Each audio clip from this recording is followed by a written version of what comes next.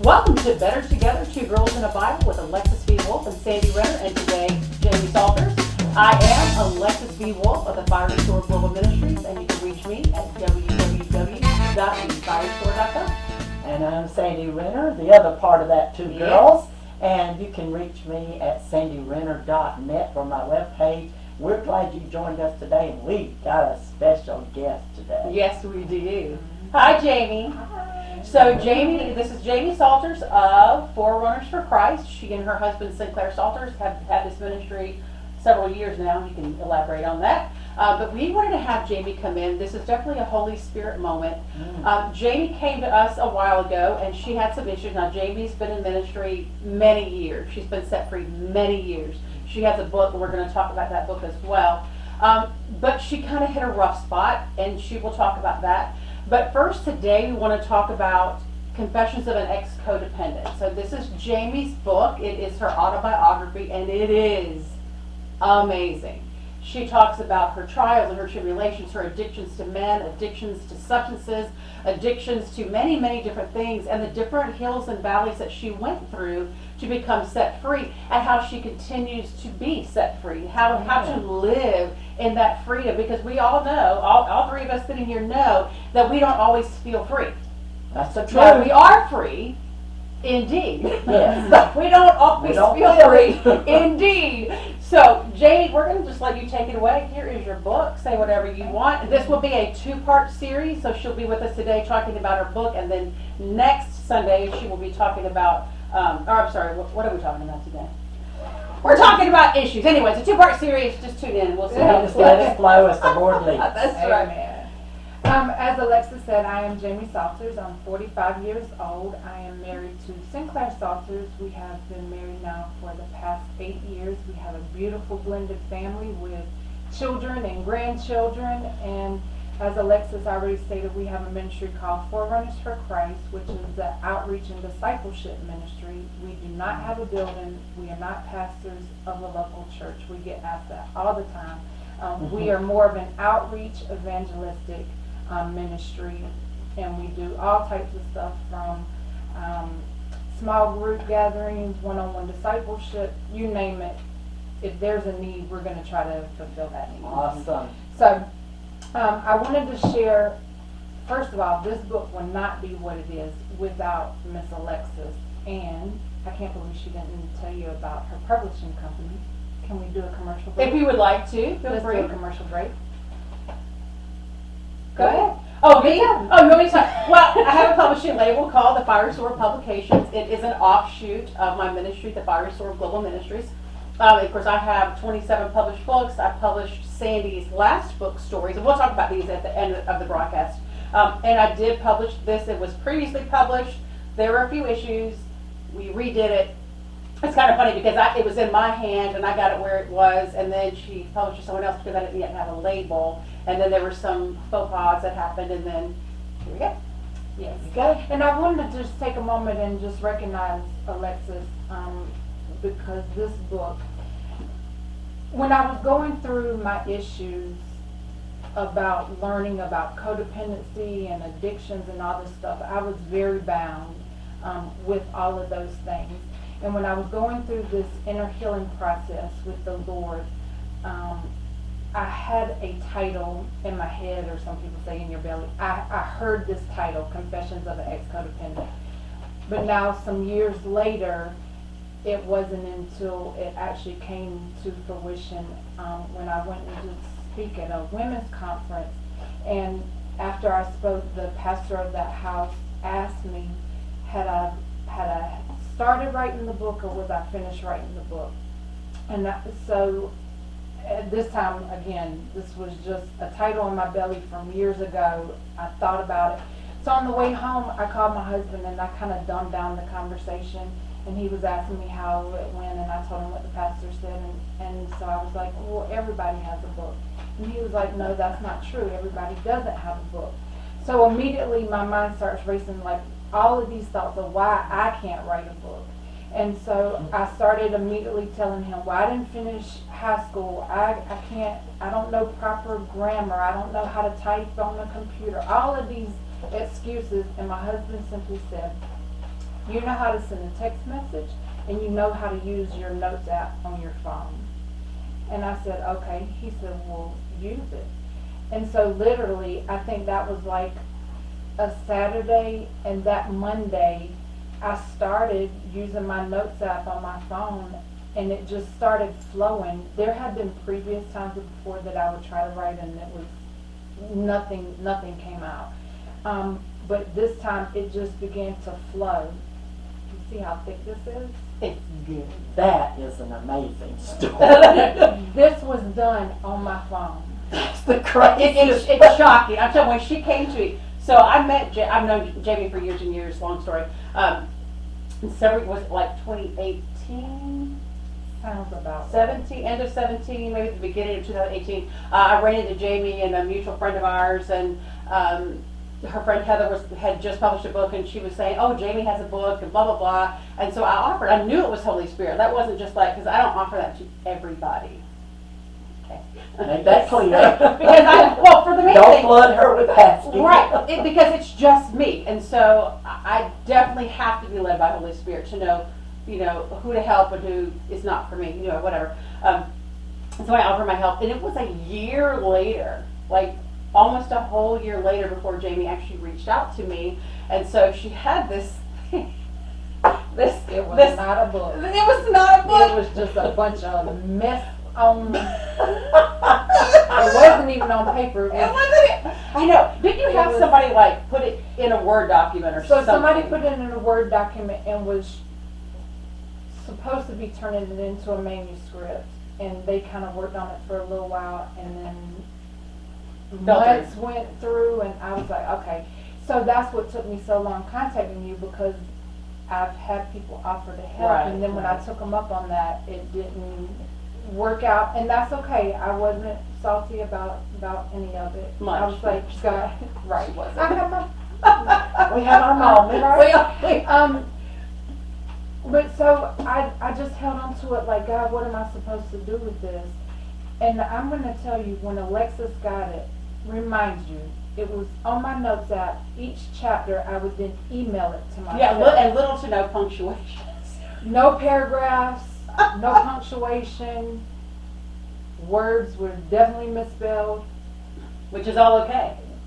So yeah, you turned this into a beautiful masterpiece. And the reason the reason we're telling you this, and the reason, because it's important to understand that when God puts something in your belly, That's right. God will help you. Now listen, when I say we don't just sit back and do nothing and then God just does it. We must be proactive. And Jamie, once she got that fire, that fire was burning within you, and like, I have to do this, however that transpired, it was amazing. And listen, it was hard work on my part.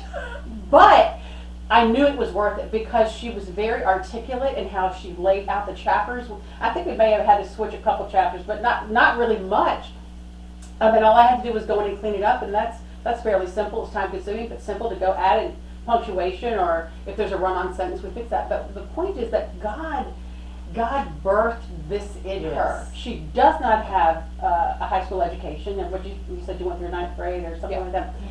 But Confessions of an Ex-Codependent, and we will talk the book, but it's her story. Just getting here is fascinating, because we can make every excuse in the world, and she could have, just kept her excuses. Well, I'm this and I'm that, and I'm not this and I'm not that, and this book would not have come to fruition, but it did, and it was worth the journey. And I know it has blessed countless people. Yeah. So, yeah. Where are we going from here? well, I want you to talk about the book.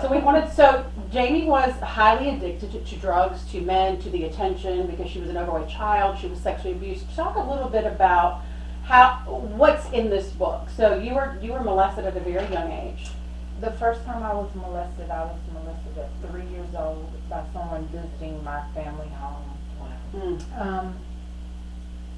And it's interesting. I think we touched on this. I've shared some of this before. Well, I share it in the book. I'm very candid and open and transparent, and there's nothing hidden. It's all my dirty laundry and everything in here.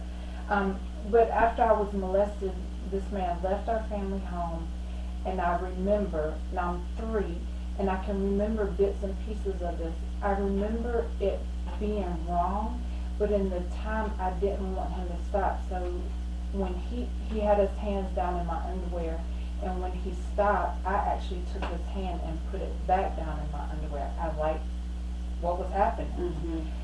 But when he left, I remember telling my mom and my stepdad what happened, and inside of me, it was like this, I wanted him to be punished for what he did. And it gets jumbled up in my head because it really doesn't, even now, it still doesn't make a whole lot of sense to me. One, where's the 3-year-old even getting all of this information from? So yeah, so that happened at 3, and then I was molested several different times from the age of 8 to 10 years old by 4 different people, one being a female.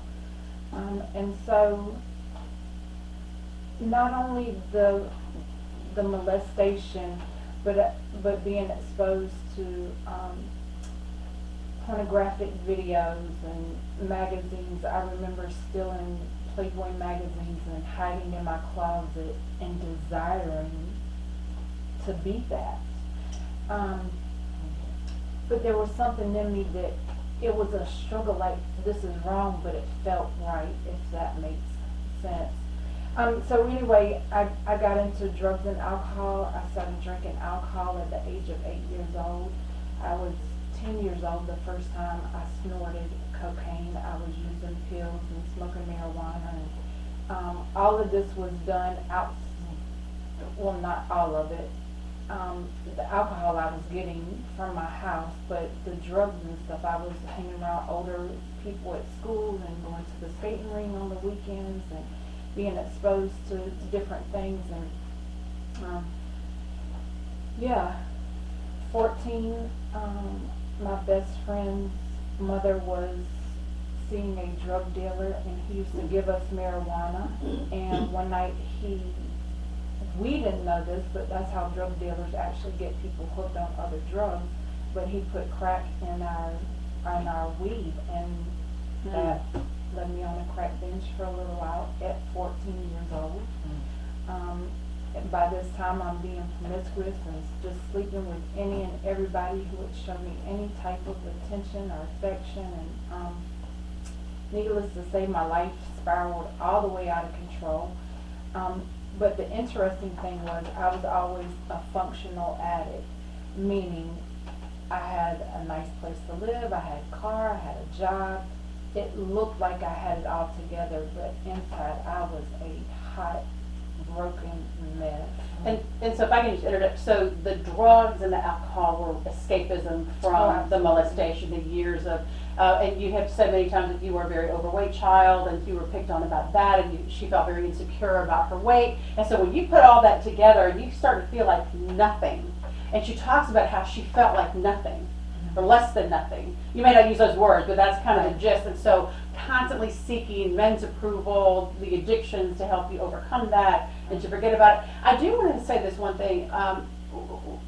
Janie talks about this because, you know, Sadie, how many people have you and I talked to that have been molested? How many people have you talked to, Jamie, that we have counseled? I don't even know that we can count, because it's almost like every woman on the planet, like 9 out of every 10 women. And now it's men coming forth that have been molested, more men than you would, and that's mind blowing. And my mom was molested, and my mom has talked about, you know, her journey a little bit. And in my autobiography, I talked a little bit about my mom and what that did to her. You know, stop touching people that aren't yours to touch. Let me just say that. If you're listening and you are that person, God is a forgiving God. Repent, pull back from that, make the amends you need to make, and get past that.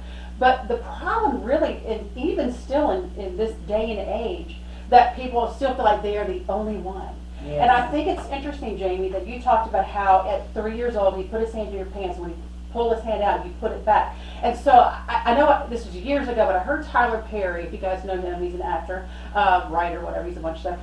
But Tyler Perry talked about being molested as a child, and he said, my body betrayed me because I knew that it was wrong. I was a child. I didn't know what to do with that, but at the same time, the body liked it. Yes. And so what we don't understand is very few people want to talk about within the church is that we are sexual creatures. Yes, we are. We are built for sex, but within marriage. So we are designed to follow the covenant of God, utilize the sexual drive in a holy manner, but we have so spiraled out of control that Absolutely. sex is just running rampant. We don't have to talk about all the things that are going on. We can just turn on the news, turn on social media, whatever.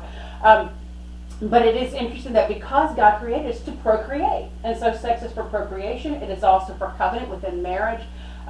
So we can't just say, okay, if I'm not married, God help me to not be sexual. The body is designed a certain way, and so if you have been molested, and I've talked to many women, as you ladies have as well, who felt like, well, part of me liked it, so I must be guilty. Yeah. That is my point in that. Exactly. And you were 3 years old, Jamie. You were not guilty of anything. You were a little child. And when people prey on us, when people prey, and even, like I said, even boys are coming for it. So when adults prey on little children, even if you were a little child and thought, gosh, that felt good, there's a part of you that knew it was wrong, but it felt good, it's not because you were enticing them, it's not because you were guilty, it's because the body is just a sexual organism. I mean, it just, so the flesh will always like the thing, even if spiritually we know that it's wrong. Yeah. And so what's happened is it sets you up with this great conflict. You liked it, but you knew it was wrong. And so this war within ourselves begins at a very early age. And what that does, it starts creating shame and guilt and sends us into hiding. And I heard a person say it this way: what we bring out into the light, Satan no longer has rule over it in the dark. And so, but as long as we can keep it hidden, then all that chaos flourishes, but so does all the desire for it. And so you're constantly battling back and forth, and you did that all through adulthood. Battle, shame, guilt, remorse, fun, excitement. And when you get all those things colliding together, you become one messed up individual. Because once you didn't have enough of life skills to understand how to rightly divide those things, and that was so destroyed from such a young age, you really weren't responsible in many ways to know how to stop some of that. You had no mentor, you had no guide, you didn't know how to walk through those emotions. I mean, you think about all the men that you were with, and which you talk about in the book, so I'm not sharing secrets. And I love, Jamie, that you were so candid, because Sandy and I are very candid people, so we hope to appreciate someone else who's very candid, because the only way we can help set someone else free is to be honest about our junk, so that we can say you're not alone. You know, and it may not look exactly the same, but you're not alone. I also think it's interesting that you said you were looking at Playboy magazines and that kind of thing. The problem with that, although there are many, many problems to that, is that when you are a young woman and you're looking at those women and you're thinking, gosh, I want to look like that, and I want to have a man like that that's with this woman, all that... and none of those things are reality. Those things are airbrushed and painted and smoothed over, and those cellulite showing, and girls, let yourself off the hook. Right, and so when you're that young and you're that vulnerable and you're not really mature yet, you can't process that's not how most women look. Or if they do, they only look that way for a little while and life sets in. And but those women don't feel beautiful either, I'm going to tell you. Which is why they're pimping themselves out, right? I mean, it's a crazy, vicious cycle. But that is why I love your book. Talk a little bit about how you started to get set free from the bondages of all. Oh, talk about your baggage. I love the baggage. We're going to talk about the baggage. We all have it. So God gave me an analogy. When I started going through this process of surrender and getting clean from the inside out, God gave me an analogy of baggage. So He got me to sit down and write a timeline of what had happened in my life. And so as I was processing this, the analogy that came to me is we have adolescent baggage, teenage baggage, adult baggage, and then a parenting bag. And so in the adolescent bag, you have all of these different things like molestation, low self-esteem, depression, all of this stuff in Confusion. I mean, we can sit here all day and name all the Right, stuff in yeah, the bag. list is But endless. you have this adolescent bag and then your teenager bag, you know, you're just putting more stuff in that baggage, and then adulthood, by the time you get to adulthood, now you're way down with all these 3 big heavy bags full of just junk. And half of it doesn't even belong to us. And then what's interesting is we become parents. And what happens? We give them we give them our parenting bag, and we start automatically, by default, Yes. putting in our junk into their baggage. It's been proven now that children feel things even in the womb. And so what that mother is going through, the stress or whatever situation that mother is, she's feeding it directly to the child. And we're not talking about food, we're talking about whether that, if the mother is happy or stressful or whatever that looks like. And it starts forming and shaping this child. And so, so I began, with the help of the Lord, understanding that stuff that's in my baggage and started doing inventory. What's mine? What And by the way, let me needs to be interrupt. worked through? What she means is false identities. So Yes. the Yeah. baggage is false identities. Yes. Just to be clear, that's what we're talking about. So it's that internal stuff that we Things think that you believe about yourself. that are not true. Right. And there was a whole lot of them.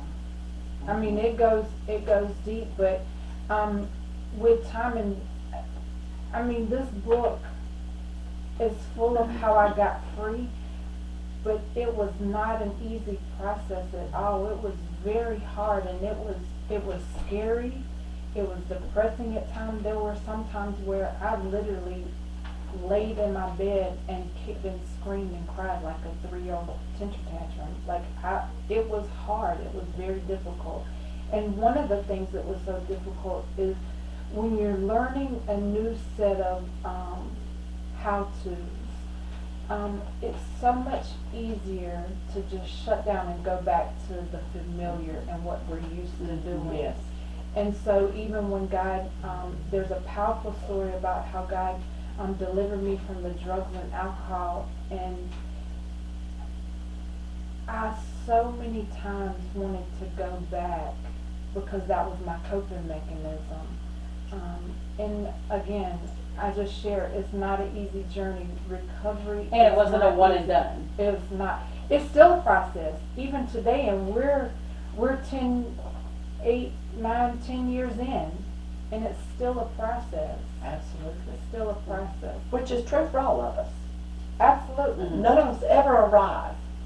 You know, one of the problems I see, Sandy, and I know that you guys do as well, that when we're ministering to people, it's like, and I've heard this a lot, it's like, oh my gosh, I learned that lesson years ago. I can't believe I messed up. Maybe I never learned it. It's like, no, it's not that you never learned it. It's that now you have to apply it in a different situation. That's right. And so we have to constantly learn to adjust how to take the wisdom and the knowledge that God has given us that we learned years ago and say, okay, but now this is a new situation. How do I properly apply it here? Absolutely. Because what worked here will not work here. That's right. Same wisdom, same instruction, different format. Yes.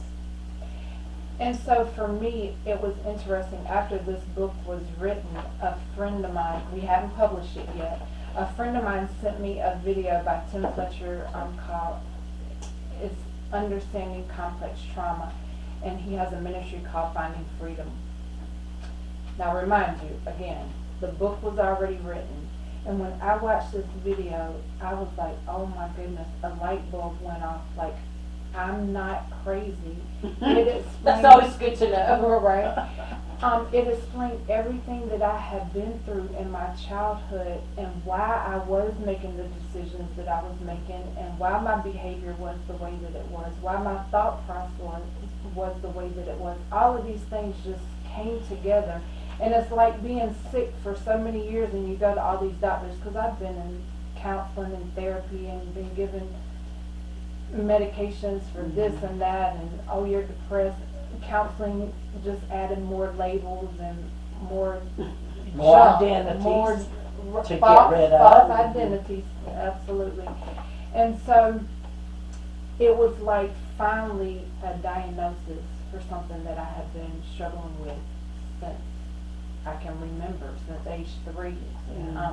And so it just really helped me. So now my heart and my passion is not only understanding complex trauma, but understanding addiction and what that looks like. So I wanted to share just a couple of things. One of the doctors that I follow, who is absolutely amazing, his name is Dr. Gabor Mate, and I highly recommend looking him up. He has several books that he's written. One is on ADHD called The Scattered Mind, and the Realm of Hungry Ghosts is one about addiction that I'm reading now. And even now, we're 10 years in, but I'm learning things about who I used to be and some of the still old mindsets that I have and how they connect back to that. And so I just want to share a couple of his quotes, and it says, "Trauma is not what happens to you, but it's what happens inside you as a result of what happens to you." And complex trauma develops when the person felt overwhelmed, frozen with fear, and unable to escape, either ongoing or frequently. And this is what happened in those situations. And so when you're a child and your fight, flight, or freeze is continually activated, it starts to change our chemical makeup and the way that our brains react. And so learning this, after I've written all of this, like, holy moly, like, this is it's a real thing. This is a real thing. Like, how deep it is that it actually changes our brain chemicals. Right. And adding addiction, that even changes it even more. So it's very interesting. And then one of the things, it says, this can happen through all kinds of ways: bullying, neglect, abuse, all types of violence, poverty, abandonment, especially in childhood. Complex trauma can happen at any age, but most of it is rooted in childhood. And I used to have a fear of saying I suffered from complex trauma, because to me that sounds like I'm throwing blame on my parents, that they were horrible parents. That is not the situation. My parents did the best that they could given the way that they was raised. Yes. And I have to look at my own parenting, and so it's any range, and all children are different. Like, you can have two children grow up in the same household, a parent that may be loud and boisterous and yelling, and one child is okay with that, and the other one is very sensitive and has an issue with that. And so it's so dynamic and unique, and I don't have the skills to explain it, so I highly recommend you doing some research on your own, but it will definitely open up a door for more healing, as in my life. Though I've been saved, set free, delivered, and have the whole book to talk about it, God is still working some things in and through me, and I'm excited about that. I want to touch on one other thing. Addiction. You have like 1 minute. Okay. Addiction, according to Dr. Mate, is any behavior that a person enjoys, finds relief in, and therefore craves in a short term, but suffers negative consequences in the long term, and doesn't give it up despite the negative consequences. We always think about addiction as being drugs and alcohol, but there are many of addictive behaviors, from shopping to workaholics. Cleaning your house till there's not a wrinkle in sight. I mean, all of these are addictive I don't have that behaviors. one. The flip side of that is hoarding. Yeah. Yeah. 40. So it's deep, It is. and there is healing available. There is deliverance available. There is freedom available. Yes. We have to put in the work, and the work is hard. In closing, what she really just said, to sum something up for you, is that you didn't create your crazy. She found out that she did not invent her craziness, that it had already been invented, and enemies of her soul preyed on that and helped develop it. So you're not alone out there, and we're just going to be back next week to encourage you again. Yep, Jamie will be back next week. Okay, so if you guys have just tuned in, you are listening to Better Together, Two Girls in a Bible. It's me, Alexis Wolf, and Sandy Renner. Today our guest is Jami Salters, and she will be back next week as well to continue discussing some things about complex trauma, her journey into freedom, and how we are always continuing to journey into deeper levels of freedom. Sandy and Jami and I, we are all published authors. Where are your books? Okay, as we have been discussing, Jami's autobiography is Confessions of an Ex-Codependent. Incredible journey. Sandy's autobiography is called Stories. Now hers is a little bit different. Sandy's is about 112 short stories, but they're all about her life and just incredible. I love autobiographies because I like to know where somebody came from, what they went through, and then how they got where they are. I love a good autobiography. We didn't start out preaching and teaching We and didn't? walking on water. We didn't come out of the No, we didn't start out there. Right. And my latest book is Gaucho's God and Great Expectations, also an autobiography. They're all about the same size.